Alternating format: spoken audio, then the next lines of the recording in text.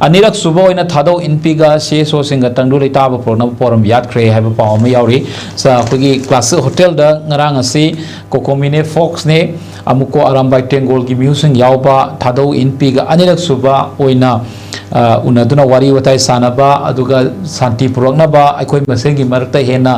nungsinabagi mari hena sesinabagi ani suba tangkak ki oiba wari sanabagi paw ama khak yauri tawudabu hariba wari sanabagi paw asida yamna concrete oiba wari lobagi paw di leite hana record tawi sanaiba paw sena aduga ahanba ngarang sanariba wari asina ani suba oiraga ahanba tangkak ta sanakiba thadau inpi ga sanakiba wari duda maru oina yaukhiba thadau literature gi chairman se khogi assam karbi along dagini haiba mafam kano sida yoi ase kene gi kambuna yamna tamtina hakhibagi thawdok sudum laikibani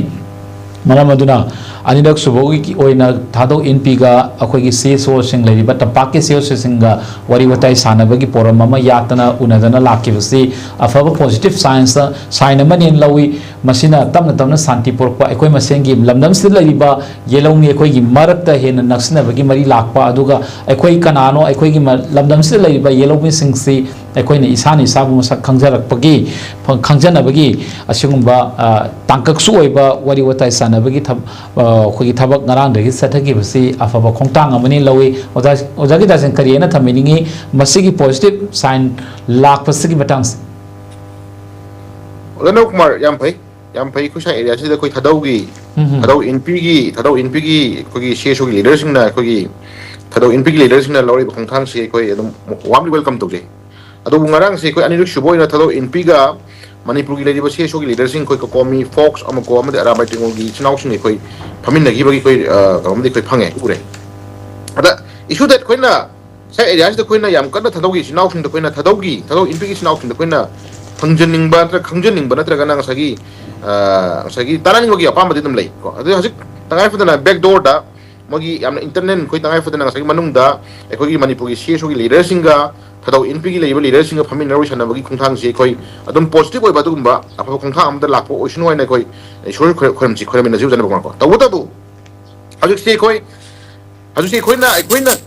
याम ले कोइ नुवाइ नांग मा लेरि तंगाय फद थदौ की लेरिबा सगी थदौ इनपी की लेरिबा मागी थदौ दसु तंगाय फद थेनबा अवाबा नुवाइ तबा सै ओजादम हाबि दुनी मगी लेरिबा टीम जिंगी मनुंगदा लीडर अमा कोइ कुकी की दुगुंबा सगी टेररिस्ट न हाखिबगी अदम मोज नुवाइ तबदम लै अदम हाइरे को तसेंग सगी एरिया से कोइना जाइजनिंग सी मणिपुर सी अखोई खुंदामिननि फुरु कुंथ्रा मरी को मणिपुर जो कोइ अपिकपा अचौबा नतने कोइ खुंदामिन फुरु कुंथ्रा मरी सिंग मनुंगदा मणिपुर थुगाय पामबा टीम अमा थोले मणिपुर थुगाय पामबा टीम अम थोले मैतैना पामिसना कैनो मैतैना पामिसना खुंदामिननि फुरु कुंथ्रा मरी से अमा तोइना खुंदामिन फुरु कुंथ्रा मरी सी इपा इपुन थंबिरम बदुगुंबा सही लिसिंग मरी मंगाई पुवारी से काइदना इमा लेबक मणिपुर से ngaga apik poi gera achoboi gera leminariba community kudimksi mana hinjariba magi leiru community singi marakta mana stariba dharma singi marakta koi punna koi nungsina unite oina manipur se ngakminnaba manipur se kanminnaba dune ba thau tari di jana kumar ko manipur kai bi yaroi hebase manipur imaleba manipur kai bi yaroi kahen bi yaroi manipur kai na bhon kuding ma koi sara koi thenami na gane hebase koi lehauriba manipur thugaya pamdaba khundami nauriba manipur thugaya pamdaba kamu singi koi chamana khamina ba चंद्रब्रा दन को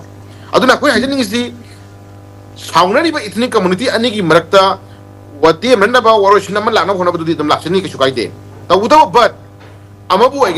एगेरा मणिपुर थुगाइना होना पदुदी खोई पुन लेमिनबम संगी एकोई पुन थोदांग लोमिनबम संगी एकोई पुन लेमिनगनी थोदांग लोमिनगनी हाबी खोई अपुन मगी होइबा कलेक्टिव रिस्पांसिबिलिटी दी खोई लॉमिनबद थौ ता दब्रा कुसनो ने लाई नुसिननबा साउनदनबा नसागी अदगी अदु तौनबदी हाइरगा मणिपुर थुगाइनबा होनरको पाम कंगु सिंदुगी ओइबा नसागी ओखलोंदा याना बचपै नबिलदि खोई यारोय बो जानब कुमार खोई हाजनि हितको खोई अदु खोई थमोय खोई क्वेश्चन लैबा एनी काइंड ऑफ कम्युनिटी अखोई मिशन चंगबियो हाबनते अखोई मिशन चंगबियो हाबनते तबुतबु हिंगमिनरीबा फुरु कुनसाग मरिसिगी मनुंगदा मणिपुर थुगाया पाम कंगु म लैरे अदुगी कंगुदो अदुगी मयोक्ता मणिपुर थुगाइबदि यारोय इपा इपुर थंबिरंबा मणिपुर की पाक 24 स्क्वायर किलोमीटर्स है अखोई लेंगनबा यारोय अखोई पुन्ना हिंगमिनगदबनी मणिपुर थुगाइना होनबा खुदिंगमक की मयोक्ता अखोई मणिपुर अमत ओइना पा हिंगमिना पाम अखोई मैम पुन्ना लेमिनरग लै हाबसे अखोई collectively khoi hai min na bam ni mathau ta da ba question ni khoi lak sei jan na bukmar ko any kana ko mi na Manipur thugai na hona kon dai khoi chap chap khoi thina ga ni ga hai ba ji khoi haji di hai ba matam du oi ji ba question ni ba lak sei jan na bukmar ko taseng na moi na masa gi thadau ni khoi kuki na te khoi thadau ni hai ba ngam ba gi thongna lai ra bani na thongna lai ra bi ima lai bak Manipur se ima lai bak Manipur ji khoi na thadau da khoi na ngasi priority tham jabe wani any kan sai haji gi ni any community ko naga su jinu thadau su jinu any community group masa su jinu Manipur thugai na ba honer pa dugumba miya mi dor sing Manipur thugai na honer ba miyo sing dugi against da khoi punna khutum dami na kan da Manipur ima lai bak kan da bi yaro ha phum je khoi lemi na matam du koi re ha du ni khoi da tham da ni na photo ado sai area sta khoi haji ni ji thadau gi lebi ba dugumba yam na sagi magi apam ba khalon moina khali ba khalon moi asieng ba khalon moina khanjari ba khalon khudi makse ngasi di Manipur gi lebi ba miyam khoi mukta chap chap clear picture ma asieng ma clear picture ma khoi yan boring thamam thau tare any community thamam thau tare thamin nam thau tare khoi nungsi sara na khoi na min nam thau tare ho gi ba wari apen bedel le ma am confusing ai pochun khoi chumthon ma thau tare adu Manipur se khoi punna kan min thau tare ba hun thamja ge ba jan kumar adu lebi be su je khoi ani rak suba meeting ni yamna fai warmly welcome tawjari phajaba afaba nungsinaba ima lebak Manipur kanminnaba adugumba hana leiminna ko mayam ge adugumba kan se khoi ngak ngamba iminasi Manipur ima lebak Manipur se Manipur ji thugai na ko honor ko dudi khoi thingnamin na ba matam oi ha hun thamdani ni jadam kwa aduna lebi phim se khoi thadau gi lebi ba dugumba khoi gi thadau inpi lebi ga dugumba leaders sing su ta ai phana ti khoi chap chana asieng ba history asieng ba manungi oi ba theme lainari ba khalon kuki terrorism any kuki drug mafia gera terrorism gera Manipur thugai na hone kangu sinji ba moi tathara iba du mun tinio mayam jingje yamna clear picture ma ngasi ka daure one by one thadau inpi gi lebi ba leaders sing na kuki terrorism mata kuki drug mafia sing mata na kuki illegal immigrants sing Manipur thugai pa mi kangu sinji ba manungi ba khalon je ngasi ni chap chana miyam ma mang ka daure one by one moina tawriba asoi ba moina tarokhiba mo moin ta da ba moina khangjaba mayam jingje thadau inpi gi naus na ngasi di miyam ma khangnom change iting thokmin da khoi thok tokmin ba Manipur ima lebak kanmin ba gi batam di khoi oire sidagi hena sang da gi bata ra di khoi miron nama ko miron khara di khoi tangai fa da khoi minai lai thang mai khoi je awa ba phum tar ga lai bi phum khoi lai dore duna ta seng na haju sahi ani ga thakra hela ba sahi om phaka dro ba dugumba kuki terrorism drug mafia illegal immigrant me am di khoi kanjau na ba gi da mak tai khoi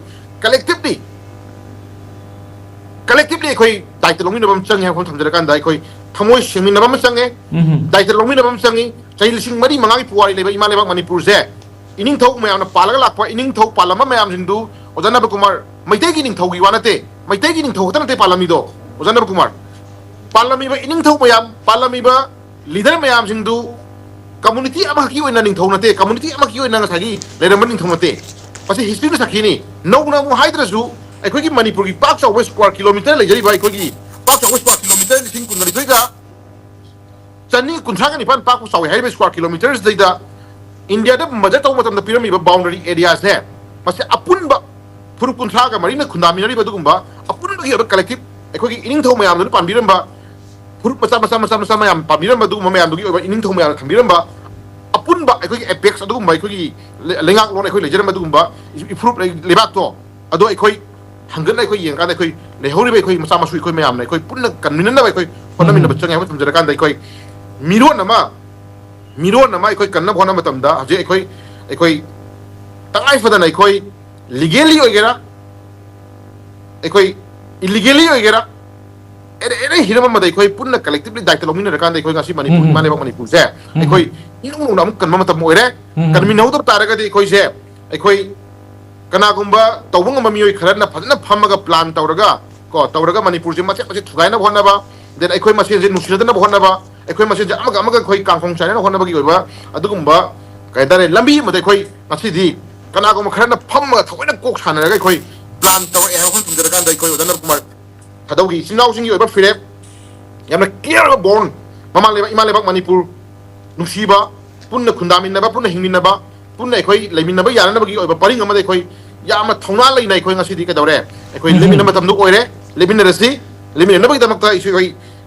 mo marin ta do mayam gi oiba dugumba khangje ba mayam sing do ngasi di ka daure malem gi pipung khudi ma khang na ba gi damak ta kuki terrorism drug mafia sing sa libality niom mo marin ta do mayam sing je tang panduk nai na khoi miyam khang nai khoi expose ko matam du oire phum je is mai tham jagi odan ba kum